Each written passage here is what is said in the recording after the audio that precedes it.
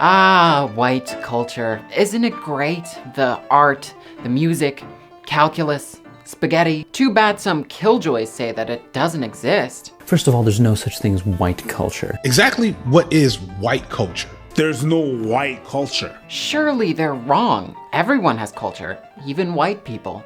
So why do so many critics vehemently assert that there is no white culture? Well, it's because the idea of a global white culture as we know it is a myth. All of the things that I mentioned before, the kinds of art, music, and scientific discoveries, do not come from a white culture. They come from German culture, Italian culture, British culture, etc., etc. Cultures that are all very different from each other. Globally, culture isn't tied to race. It's predominantly tied to nationality. But in certain places, like the United States, things are a little different. In America, there is a widely recognized unified culture that is tied to a race: Black people. Black culture formed because the ancestors of most Black Americans were forcibly removed from their countries of origin, so they developed a distinct culture. So it is possible for culture to be tied to race.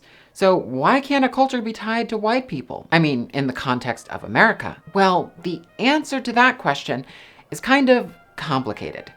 In this video, I want to elaborate on a subject that I haven't heard an extended take on. I'll firstly deconstruct the myth of a global white culture as it's commonly understood, and then explore the questions raised by many arguments against the idea.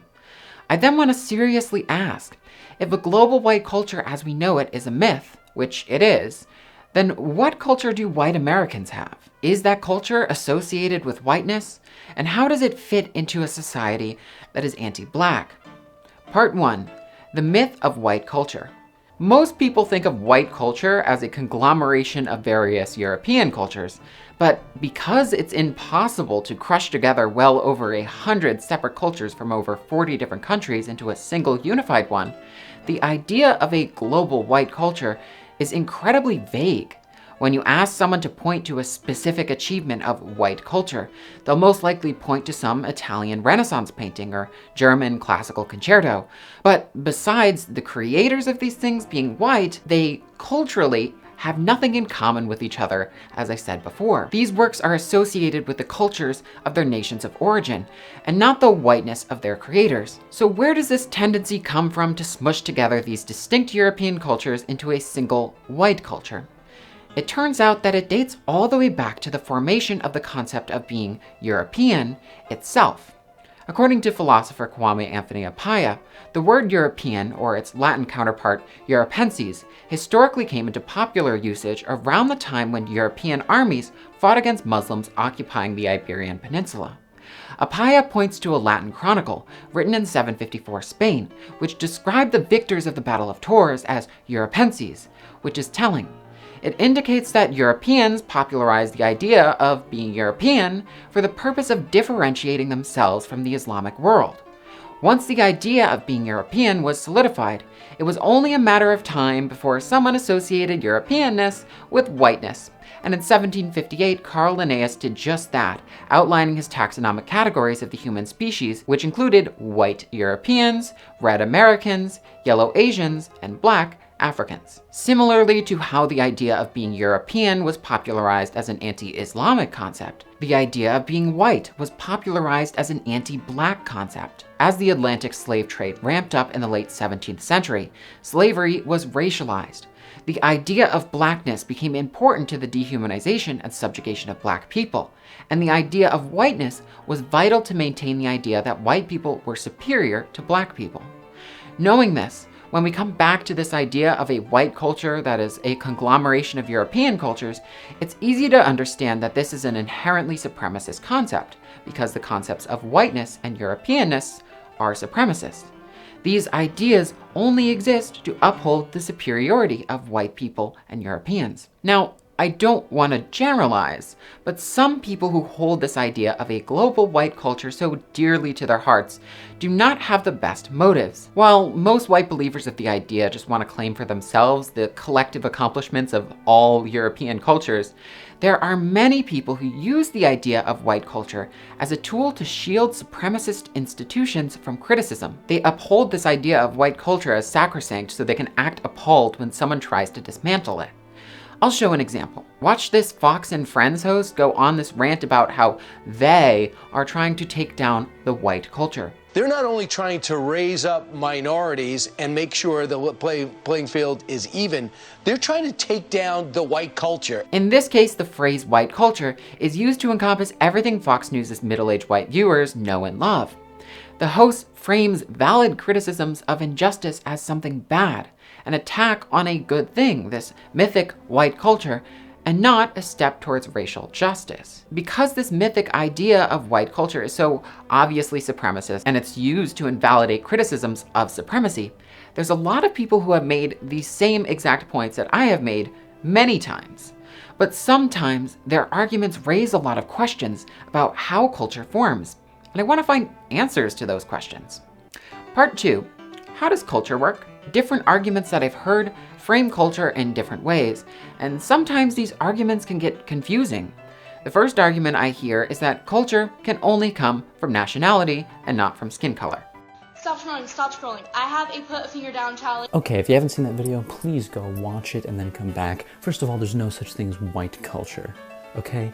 There's cultures based on nationality, but not color of your skin. Except for black culture, that's a whole other thing I'll get into. So culture can't be associated with the color of your skin unless you're black. The problem with this argument is that it creates a set definition of culture based on nationality, uses that to disprove the existence of white culture, and then completely invalidates the definition by saying, yes, in fact, cultures can be associated with race, all in the same breath. If you're going to say white culture does not exist because it's outside the bounds of what culture is, you can't move the goalpost when you're talking about other cultures, or else your argument falls apart.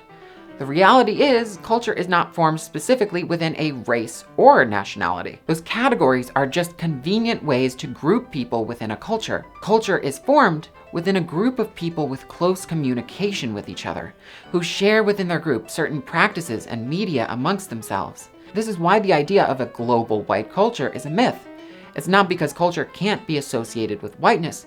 It's because globally, most white people are spaced so far apart that they have almost nothing in common with each other. In America, black people formed black culture because they are mostly in proximity to other black people, if not exclusively in proximity to other black people for much of history, as America to this day is quite segregated, to say the least. What's amazing about culture is that it can form anywhere, within any group of people. Culture can form within groups of gay people in certain neighborhoods. It can form amongst K-pop stans online. The reality is, there are no rules here, and making them up is not going to convince anyone that white culture isn't real. Now, when you turn away from the opinions of random TikTok and towards the arguments of adult YouTubers, you begin to get a much clearer picture of things. Exactly what is white culture?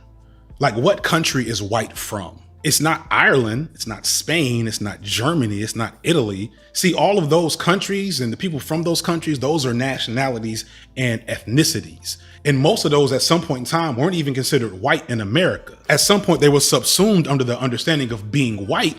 But when you start thinking about that more critically, you realize that the concept of being white only exists for one reason, and that's being anti-black. If you notice, part of this argument is the exact argument I presented against the idea of a global white culture. I've heard it on many occasions, and find it effective at deconstructing the idea of a unified European white culture, which is what 99% of people think of when they think of white culture. But it still leaves me with questions. My brain starts to think that what if there's something beyond the myth of a global white culture? What if there's a white American culture? It might not be so crazy to assume that after decades of segregation, white Americans developed their own distinct cultural practices and media from interacting almost exclusively with other white people.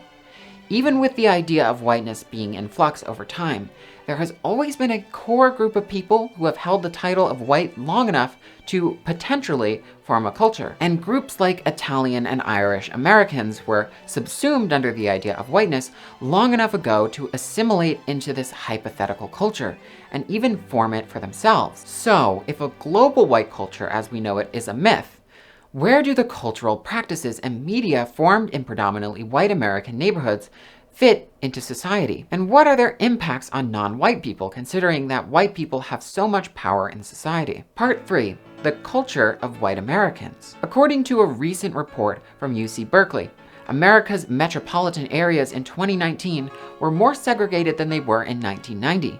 Segregation in many ways is higher than ever. A result of segregation is that white people have been isolated from non-white people for decades, to the point that they sometimes forget that the rest of the country isn't white. Many white people also suffer from an identity crisis as well. Most are 4th or 5th generation Americans, and they're so far removed from their ancestry that their only knowledge of it is through 23andMe. If you ask a random white person off the street what their ethnicity is, many will just rattle off percentages of 40 different nationalities that they know nothing about, as if they're describing what breed their rescue dog is. So, considering that a lot of us white people have been living in our own world for decades and have lost touch with our ethnicities, would it not be preposterous that some kind of culture, associated with whiteness specifically and not Germanness or Irishness or whatever, developed in America? I would say no, it wouldn't be preposterous, but the existence of a white American culture would make things complicated. While watching the excellent video Bo Burnham's Inside and White Liberal Performative Art by the YouTuber FD Signifier, I was wondering if Bo Burnham's film could be considered an example of white American culture. If anything would be white American culture, it would be Bo Burnham's work.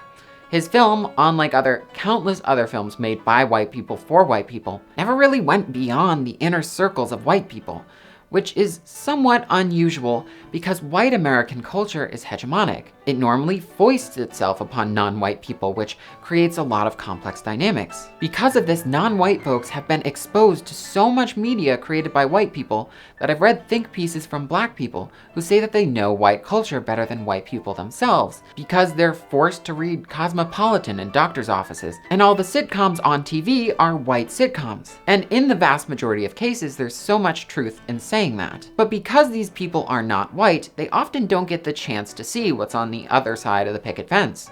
Sometimes there are things, like Bo Burnham's Inside, that end up staying well within the realm of white suburbia. Most things that reach outside the white bubble, like the Cosmopolitan magazines and sitcoms, are what is necessary to maintain the illusion that everyone else in America thinks and values the same things as white people, and serve as tools to maintain white hegemony.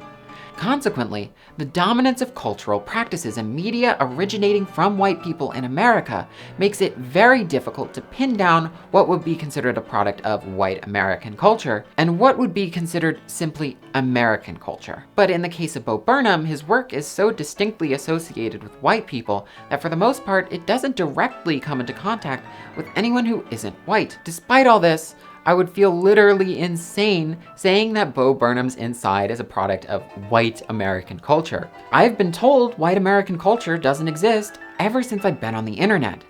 But never did I stop and think about who is saying white American culture doesn't exist.